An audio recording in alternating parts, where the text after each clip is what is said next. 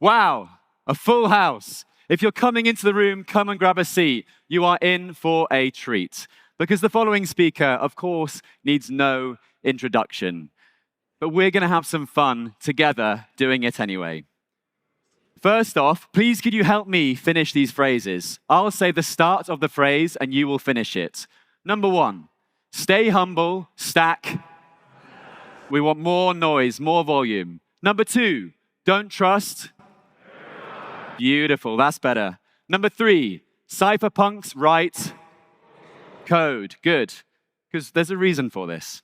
The following speaker is so well known, he has established his own memes, his own mantras. A podcast discussion between Mr. Saylor and crypto podcaster Rashin led to this meme. Help me finish the phrase. It's going up forever.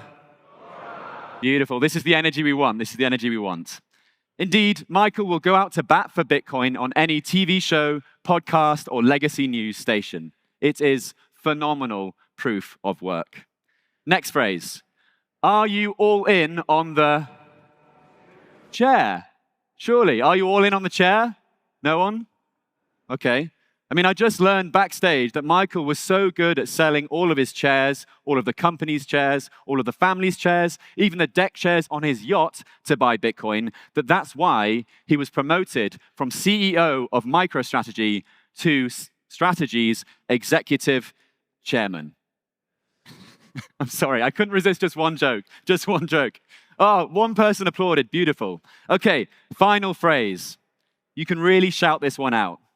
There is no second. Beautiful, beautiful. Because the following speaker has orange-pilled more people than FTX, Celsius, and Luna crashes combined. He holds more Bitcoin than every country on the planet. He is the patron saint of corporate Bitcoin treasuries. He is simply the most bullish Bitcoin billionaire. Ladies, gentlemen, ladies and gentlemen, you know what to do, Prague. Make some noise, get on your feet, and give it up for the one, the only, Michael J. Saylor!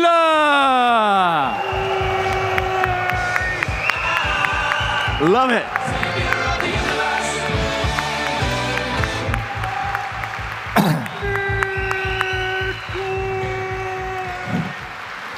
Thank you. It's lovely to see the group. I had the opportunity to take selfies with about 400 of you this afternoon. And it was an honor. I appreciate it. Thank you for coming here. Today, I'm very excited to present.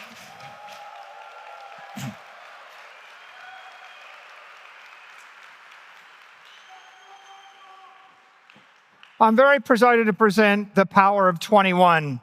My topic today is Bitcoin, time, and the engineering of generational wealth. For those of you who were in Nashville last July, I presented a few slides, and I want to take you back 11 months. So this was the status of the macroeconomy in July. Bitcoin was appreciating 55%. It was trouncing the NASDAQ and the S&P. Gold was a laggard. Silver was lame. Bonds were losers. Bitcoin was $1 trillion asset class. It was just less than 0.1% of the wealth in the world. But we could see that something was going to change. I presented a forecast in July, and I said, I really think my base case is Bitcoin's going to grow 29% a year for the next 21 years. And that's going to cause it to appreciate to $13 million Bitcoin. We had a macro forecast, and that meant that Bitcoin was growing to be 7% of all global assets. and it was growing to be its own asset class. And you can see here, $280 trillion, but the preeminent monetary asset in the world. So all of that was last July. Bitcoin was $65,000. What happened since? 11 months. Okay, this is extraordinary. I was, as Joe said, I was bullish last July. I've always been bullish, but when Bitcoin dipped to $16,000 during crypto winter, I was bullish.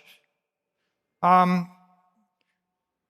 stuff that's happened in the past 11 months has been extraordinary.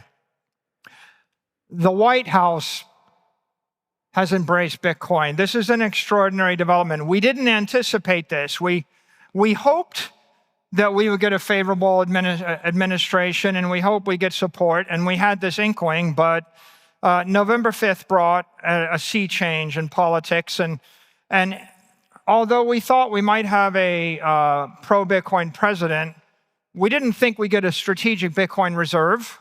We didn't think that the president would say, America will be the Bitcoin superpower of the world. This is an amazing development.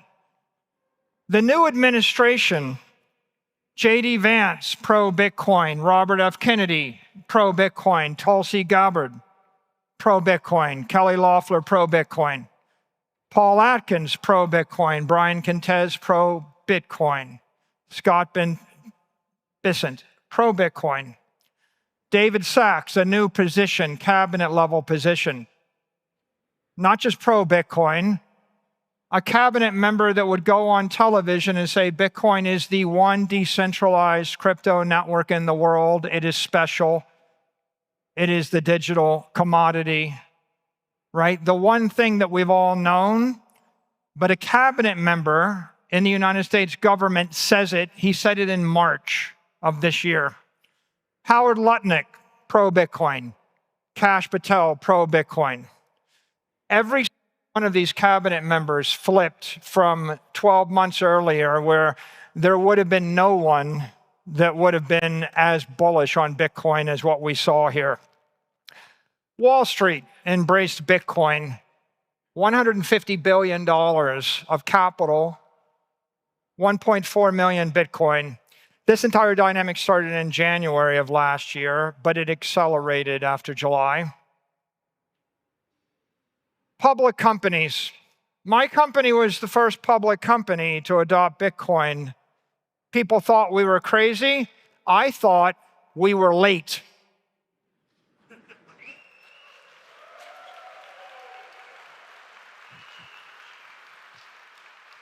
Like some of you, I kept thinking that I got it right in 2013. Like, why didn't I buy in 2013? In 2020, I thought I was late. But what happened next is the second company, the third, then 130. Then companies like Trump Media and GameStop in 21. And now companies are racing to get into the Bitcoin 100. Used to be, we thought, oh, it'd be great. There's 10 Bitcoin companies and 20. Now there's 100. Now there's more than 100. Now we're all going to compete to move up the leaderboard. Yeah, let the games begin.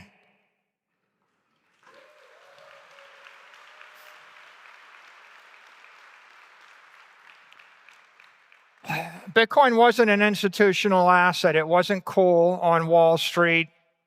People thought it might be toxic. Well, now I have a whole set of equity analysts that write research and publish their research to investors, and they put a price target on Bitcoin. So now you have the entire equity capital markets embracing the asset class, writing about it, opining on it. You know, we went from an oddity, tulip bulbs maybe going away, to an entire array of analysts and investment banks starting to have an opinion. And of course, if you look at all the prices up there, their opinion is all positive, it's all bullish. Technology investors have embraced Bitcoin. What you see there is the Bank of America investment analyst equating Bitcoin to something as profound as the light bulb, the Model T, the World Wide Web. Right? That's a very important rotation. Bitcoin is a technology. Bitcoin's not a speculation. Bitcoin is not an oddity. Bitcoin is not anarchy. Bitcoin is just the next great technology. Financial regulators embrace Bitcoin. This you never believe. The head of the OCC says banks should support Bitcoin. The Fed says it's okay for banks. They should get on and start supporting Bitcoin. The accountants say you need to provide fair accounting for Bitcoin. The SEC says it's okay to create ETFs of Bitcoin. This is an amazing development.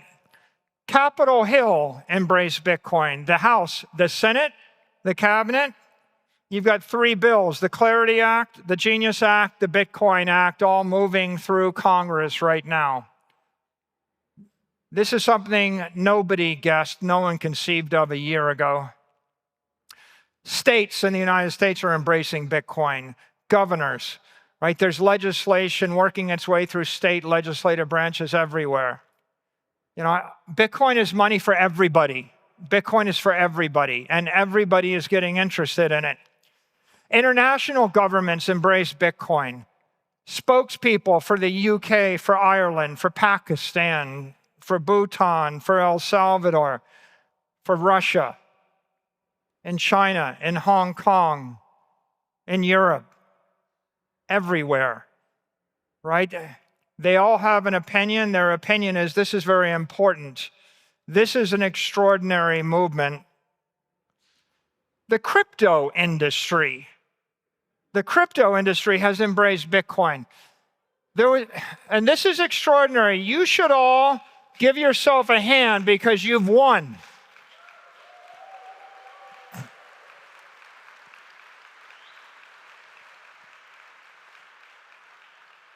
These are all public statements from the last 12 months, and let me tell you how I interpret this.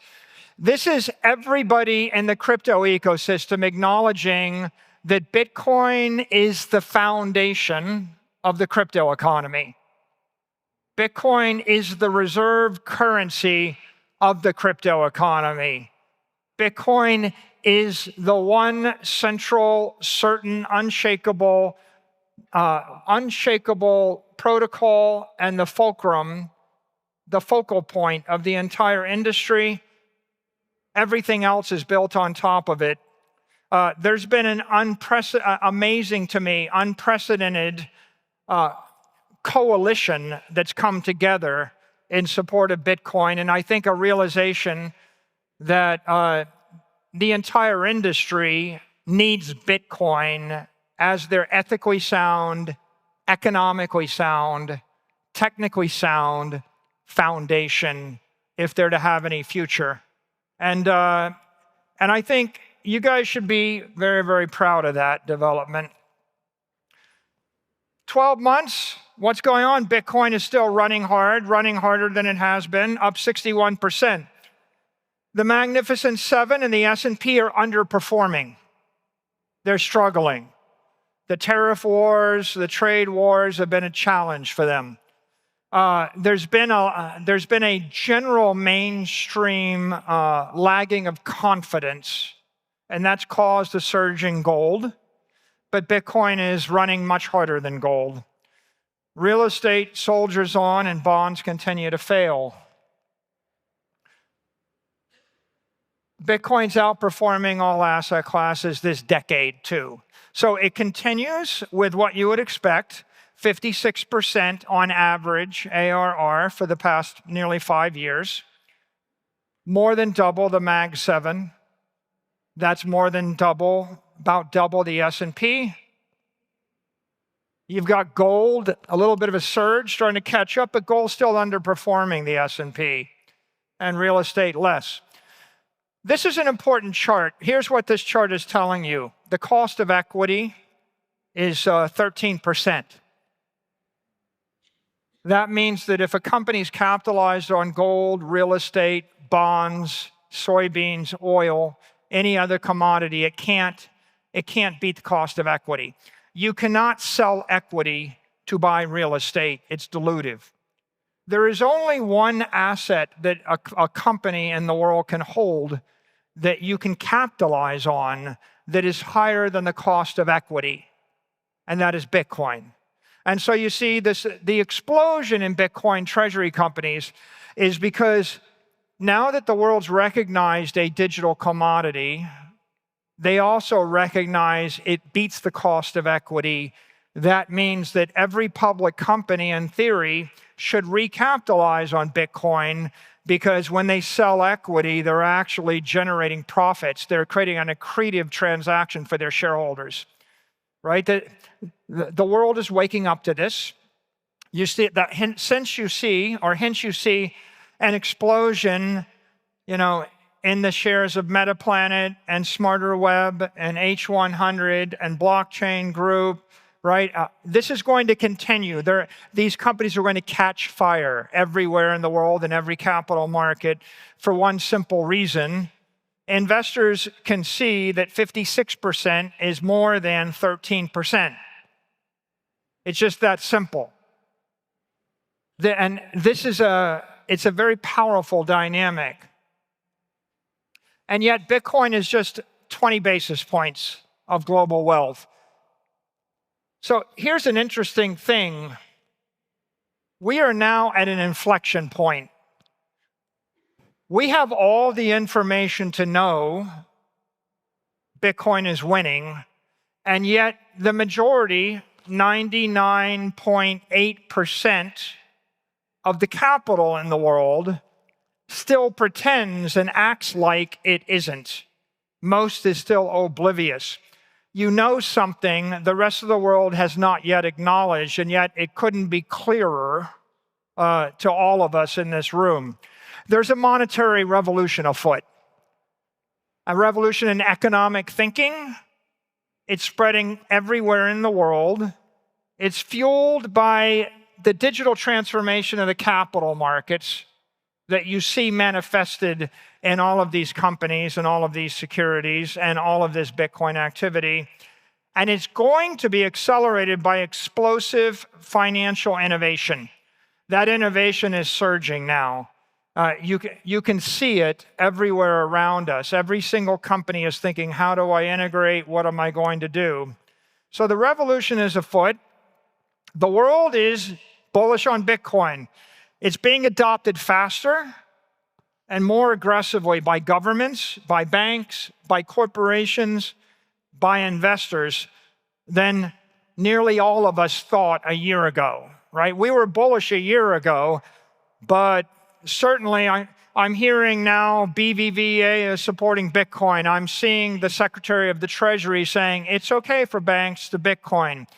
We've seen the explosion of all these Bitcoin treasury companies. I didn't think they would go so fast. I didn't think Smarter Web would go from £4 million to £1 billion in 2 months. Let's give them a hand. That's amazing.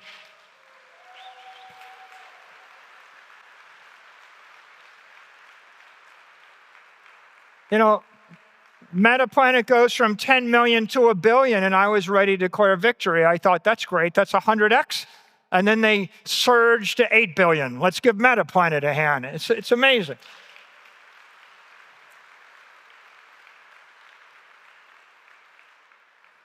So of course you're bullish, I'm bullish, but the point is the governor of Texas is bullish. The point is the president of the United States is bullish. The point is people you don't know in places you've never been are bullish. This is extraordinary. And I take a moment to go back to someone that was bullish when none of us were here, when none of us had this information. January 10th, 2009, the network launched technically January 3rd, but it was kind of clicking away by January 9th. And the next day, The next day, a certain genius estimates that Bitcoin could be $10 million a coin. And this is so humbling. It took the rest of us 16 years, $2 trillion in order to come to a conclusion that, yeah, this is going to happen. Thank you, Hal.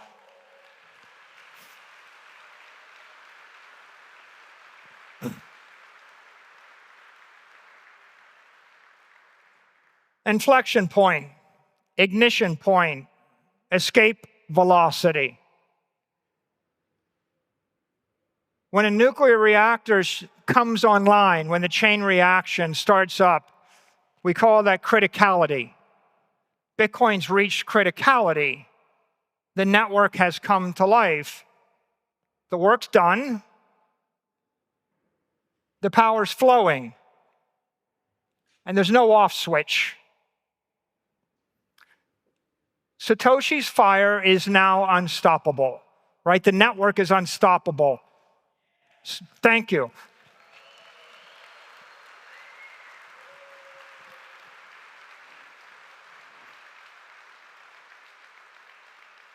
Satoshi's point is the Schelling point of global money.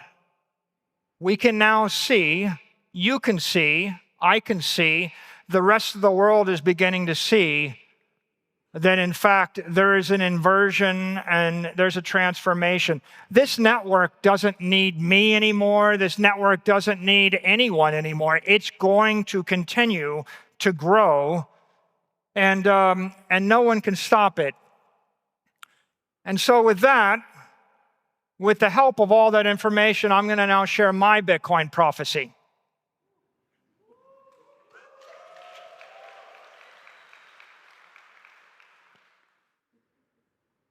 I think we're going to be $21 million in 21 years. It's a very special time in the network, maybe the one time in the history of the network where you look out 21 years and you see 21 million. Specifically, I expect 21 million coins at a $21 million price in 21 years, and people ask, how's the network going to grow? It's going to be growing at 21% in 21 years. The volatility is going to be 21. This is all, the only number you need to remember is the number 21.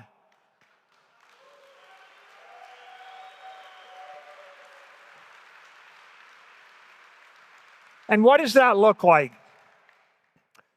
Well, that looks like 28.5% from here. Not that different, slightly less than 29% ARR. But the path to 21 million, it's not going to be simple. It's going to be volatile. And so you're going to see a volatility, and it's going to damp over time, but you got to be prepared for the volatility, for the surges and the drawdowns, the good days, the bad days. This is Bitcoin's annualized return looking back a decade, looking forward 2 decades. And you can see that the network was growing faster when it's small. That's totally rational. It's now in the mid-50s. What do I expect? I expect it will continue to grow exponentially, but as it approaches hundreds of trillions of dollars, it will decelerate to the point where it's growing about 21% a year. Now, how does that compare to the S&P? It'll be growing faster. In 20 years, it's still going to be the best idea. It's still going to be the most lucrative capital asset a company can hold. It's still going to be durable, vital. There will not be a better investment in the year 2046. And I think it's very important to understand that Bitcoin's trending toward the performance of the best capital assets in the world, in the conventional world, which are like, Mag 7 digital monopolies mixed into an index. It's trending toward it, but it will never reach it. And it will never perform at that level because it's always going to be better. It's always going to be more useful. It's always going to be less risky. It's always going to have the counterparty risk of a company stripped away. There's never going to be a CEO to subpoena. There's never going to be a labor force. There's never going to be the challenge of a supply chain. It's never going to have a tariff on it. It's going to be pure digital energy, pure economic energy. By then, it will be moving at the speed of light on layer 2s, on layer 3s. It'll be moving 10 million times a second. It'll be trading between billions and billions of nodes and billions of other nodes. There's going to be nothing else to compete with it. It will be the most valuable thing, performing the best. You're not going to want to sell it in 21 years. You're just going to wish that you had acquired more of it. And here's the volatility. Looking back, volatility, okay, it's 80, 90 vol, 100 vol. Today, it's the mid-50s, the mid-40s. What do I expect? Well, this is kind of very straightforward. The volatility is going to also dampen as the asset class grows, as the structure matures, as the options markets come on, when the banks embrace Bitcoin and they'll give you a loan, the volatility will damp. When it's fully banked, when it's fully optioned, when the mainstream investors are invested in it, the volatility will damp. But the volatility of the S&P is the VIX, it's 16. Bitcoin's going to be 21. Bitcoin's always going to be more volatile because it's more useful, because it's more pure, right? And because it's more leverageable. Because you'll have more capabilities and you'll be able to do more with it everywhere in the world. It will be raw economic energy. And that's okay. Volatility is vitality. So now, you have a future, $21 million, 21 ARR, 21 vol. This is the important part of the presentation. What will you do?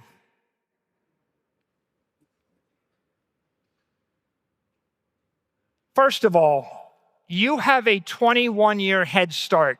You know something 99.8% of the capital in the world does not yet know, right? You know that this thing is unstoppable. You know that everybody needs it, and very few people understand it. That's the most valuable information in the world. If I told you Bitcoin was going to 21 million tomorrow, that's not useful. It's too late. I'm giving you something much more valuable. I'm giving you 21 years to leverage that information while everybody else is oblivious, while everybody else is afraid, while everybody else is distracted. You can do something. If you build the right machine, build a money-making machine for yourself. If you build the right machine and you plug it into the Bitcoin network, it will grow stronger every day. It will grow stronger every year. It will compound extraordinary wealth. Extraordinary wealth. And you will change your world. You have a once-in-a-lifetime opportunity to change the destiny of everybody in your bloodline, to change the destiny of your community, everything you hold dear, to change the political course of human history. You can do it. You have the opportunity because you have the most valuable information in the world. And the question is, how are you going to do it? What is your Bitcoin strategy? You need a 21-year plan, right? If you have the vision, but you don't have a plan, you're just dreaming, right? You're not going to get there by talking about it. You need clarity. You need to know what's going to happen. You need courage. You need to be willing to take a risk. You need to put your own economic interest at risk. You're going to need to take a courageous step. And then you need to take action. Clarity, courage, action. People that understand Bitcoin buy Bitcoin. People that don't understand Bitcoin talk about Bitcoin. So what are you going to do? You're going to build a long-term plan based on disciplined work, responsible finance, sound engineering, and Bitcoin. So I'm going to lay out a few possible options for you here, and then you can decide what you want to do and how aggressively you want to do it. Let's start with this one. DCA, dollar cost averaging. What is the strategy? The strategy is work carefully for the next 21 years, buy 50,000 US dollars worth of Bitcoin each year, increase your savings by 5% a year, and then hold the Bitcoin. That's a strategy. What happens if you do that? Okay, well, you can see your investment's going to gradually increment by the 5%. Over the 21 years, you'll end up putting $2 million of cash into this investment. And what's your outcome? You're going to end up with 1.9 Bitcoin. It's going to be worth $40 million. Okay, $40 million. How does that compare to other strategies? Well, if you take the same money and you put it into the 60-40 portfolio, if you're a conventional investor, if you take the advice of your financial advisor, you will have $4 million. If you put it in the S&P index, don't diversify out of that, you're going to have $6 million. If you actually invest in Bitcoin, but then every time Bitcoin doubles, you rebalance the portfolio. If you're responsible and you engage in that rebalancing, you'll have 15 million. If you let Bitcoin run by a factor of 10 and then you take money off the top and you rebalance that way, you'll have 28 million. And if you just buy the Bitcoin and don't think about the rest, you'll have 40. So the difference between conventional and Bitcoin is a factor of 10x. That's the DCA strategy. What's the next strategy? Leverage. Borrow $1 million up front. Pay less than 10% interest if you can. You're leveraging your future. You're going to tap your underutilized assets. If you got to sell your chairs, sell your chairs. Mortgage your house. Use capital intelligently. Ask your family for a loan. Approach your grandfather, your grandmother, your father, your sister, your uncle, your brother. Ask your friends next. Don't pay off your student loans. Definitely don't pay off your mortgage. Okay, what happens? Well, that's a single jolt of energy, one time.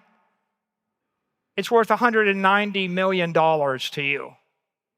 Okay, Okay, that's actually the payoff of courage, taking a risk. What happens if you combine the two together? You basically borrow the money up front, you DCA, and then every year you leverage 5% of your existing Bitcoin stack into Bitcoin again. This is what the outlook or the outcome looks like. You're going to end up with $260 million of US dollar value. You end up with approximately 14 Bitcoin, and you can see the recycling of the leverage is a very powerful technique here. What about a financial strategy? Let's just take that a little bit further. What if I just recycle 15% leverage?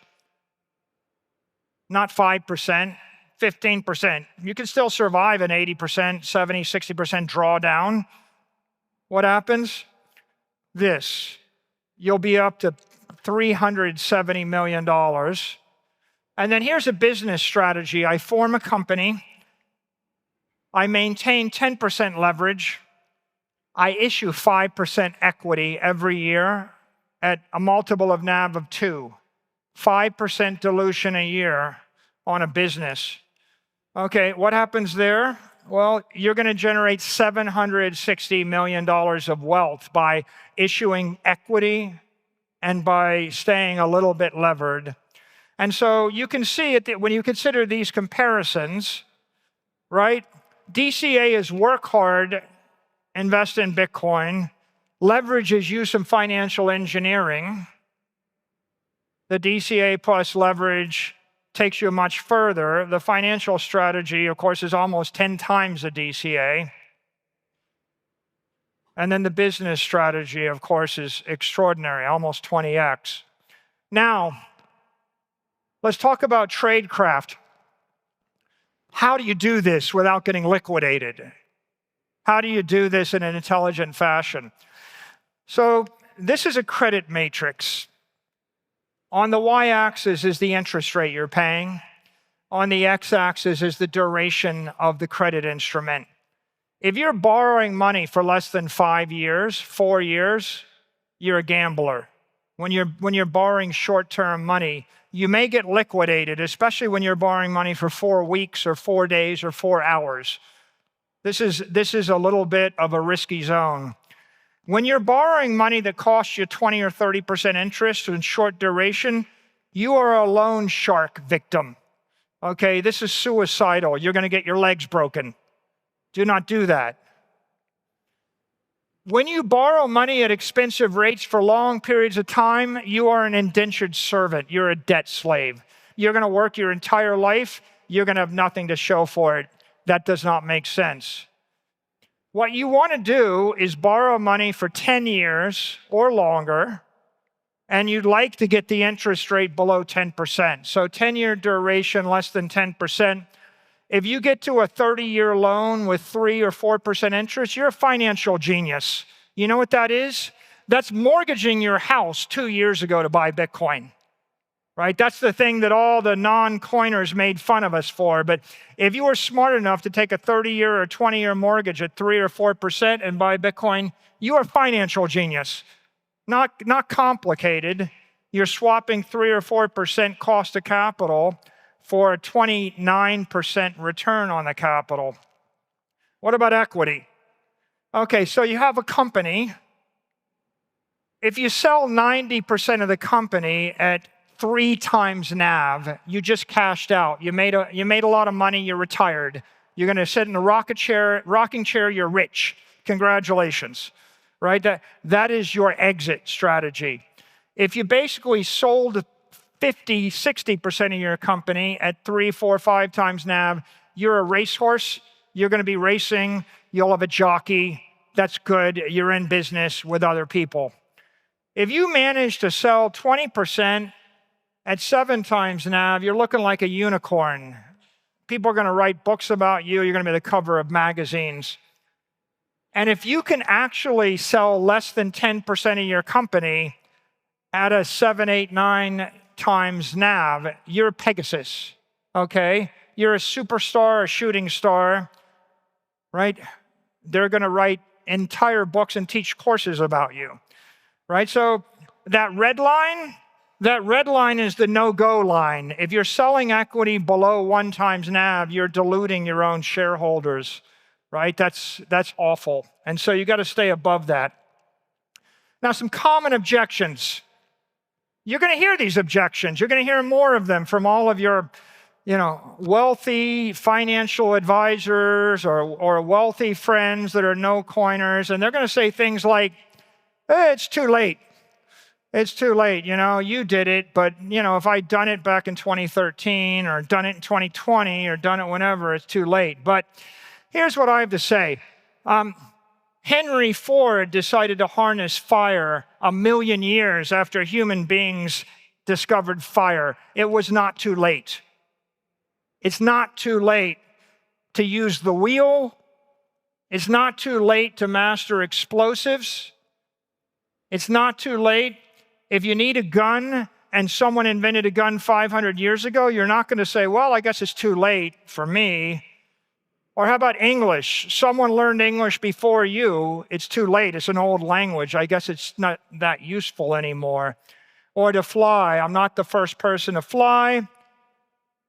There's another company in my town. They installed electricity. It's too late for my company. After all, someone else installed electricity first. I don't really need electricity. It's too late. Or the mobile phone. Too late to use a computer. Too late to get on the internet. too late to go to space. It's too late to buy a Bitcoin. Here's what they're missing. Bitcoin's technology is not a speculation. It's the ignorant speculators that think it's too late because they don't understand that it's digital energy, it's digital technology. It's never too late to master technology. And I would leave you with the thought, it's never too late to do the right thing. I mean, it's very simple. Second big objection, oh, it's a Ponzi scheme, it's tulip bulbs, blah, blah, blah. It seems too good to be true. The four most dangerous words in finance, this time it's different. John Templeton. Well, Sir John Templeton is not on the walls of MIT's great court. They have Newton and Madame Curie and Einstein, and Galileo, but they did not put his name up there because he's not a scientist or an engineer. And the point is, this is different. Fire is different. Water is different. Wind is different. These things, guns, germs, when the Spaniards show up in the New World and 90% of the Native American Indians die because of the germs, it was different, right? These things are not the same. John D. Rockefeller noticed oil was different. If you're actually basing your strategy on a technology or a paradigm shift, then in fact, it is different. And the point here is Bitcoin is different. That's why it matters. People that tell you it's not different, they don't understand it, don't be swayed by them. And now, I'm going to end with some final thoughts. There's a saying in the American West, the cowards never started, the weak died along the way. In this case, to never start means to never invest in Bitcoin. If you have your money and it's invested in not Bitcoin, you never started. You have to put your capital into Bitcoin. And then the weak dying along the way, okay, well, you did a stupid deal with a loan shark and he broke your legs because you borrowed money for 4 weeks at 37%. Okay, don't do that, right? It's not an easy journey, but neither is getting in a wooden ship and sailing across the Atlantic an easy journey. The best way to predict the future is to create it. Everybody in this room can watch or wait, or you can go and create the future. Metaplanet's creating a future in Japan. H1's creating a future in Sweden. Smarter Web is creating a future. BTC Prague is creating a future. Everybody here is creating the future. Build a machine, put energy in it, turn the crank, harness the energy. 21 is the winning hand. You're sitting at a blackjack table and you get a king and an ace. You can't lose. We've got the winning hand, 21 in 21 years. You know it? There's only one way to lose, and that's not to play the game.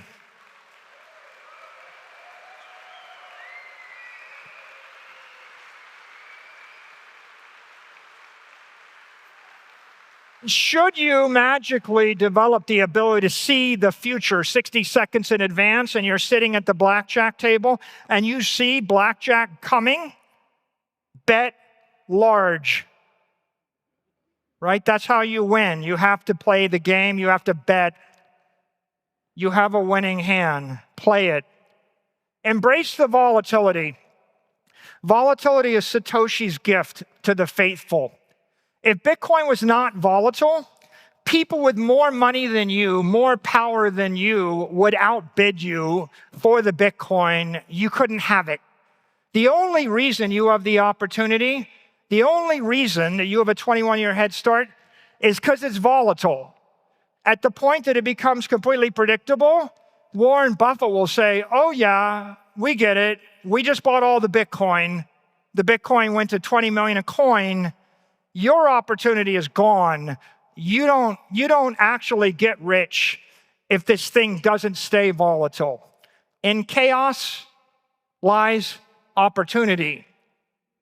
It's not the bug, It's the feature. Revel in it. When you're on a ship tossed by a turbulent sea and you get seasick, what do they tell you to do? Focus on the horizon. Look out. What is the horizon? The horizon is 21 years, and what's on the horizon? $21 million. And don't pay attention to what's happening in the here and now. Look out. It will calm you. You won't do something you're going to regret later. HODL, what does it mean? It means ignore the noise. It means the noise dilutes your performance. It distracts your attention. It detracts from your quality of life. The news media, everybody is constructed to actually generate noise, to generate inflammation, to tell you, oh, this or that or the other thing, and you have to avoid allowing it to make you make a mistake or wreck your life. HODL. Remember, on the horizon, 4.8 Bitcoin makes you a centimillionaire.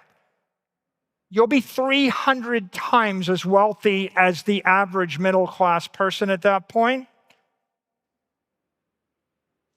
48 Bitcoin makes you a billionaire in 21 years if you can get to 48 Bitcoin. And trust me, you're going to want to get to 48 Bitcoin if you can. Why? This is the chance to build your legacy, right? Thinking beyond yourself, you can do it for your family, do it for your children. If you don't do it for your children, do it for your community, do it for your way of life. At the end of the day, do it for everybody in this room. Do it for the people that took this journey with you, that bled, that sacrificed, that took risk, that fought for this thing that you have an opportunity to share in. This is your legacy. Leave that. If you don't leave it to your children, leave it to the Bitcoin community. And I will see you at 21 million. Be there.